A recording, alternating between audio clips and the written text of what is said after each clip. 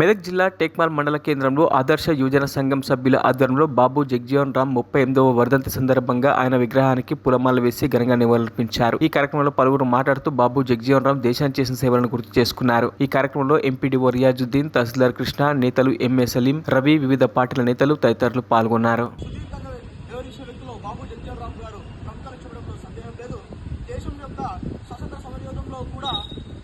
INC నుండి పోటీ చేసి ఆయన స్వాతంత్ర సమరయోధంలో కూడా కీలకమైన పాత్ర పోషించాడు బాబు జగ్జీవన్ రామ్ గారు.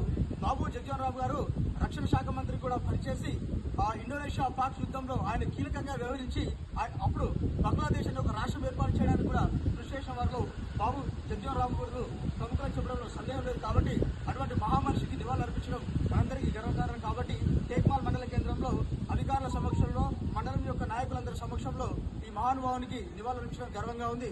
అందుకని ఇటువంటి సామాజిక కార్యక్రమంలో మండల నాయకులు, అధికారులందరూ కూడా టేక్మాల్ మండలానికి సహకరించి మీరందరూ మా వెంట ఉండి నడిపిస్తే మన రాష్ట్రంతో పాటు మండలాన్ని అధికంగా డెవలప్ చేసుకునే బాధ్యత యువకులకు ఉంది. కాబట్టి మీరందరూ మాకు సహకరించాల్సిందిగా మరి ఒకసారి జ్ఞాపకం చేస్తూ జోహార్ బాబు జగ్జీవన్ రామ్, జోహార్ బాబు జగ్జీవన్ రామ్. మరిన్ని అప్డేట్స్ కోసం మా ఛానల్ ని సబ్స్క్రైబ్ చేయండి.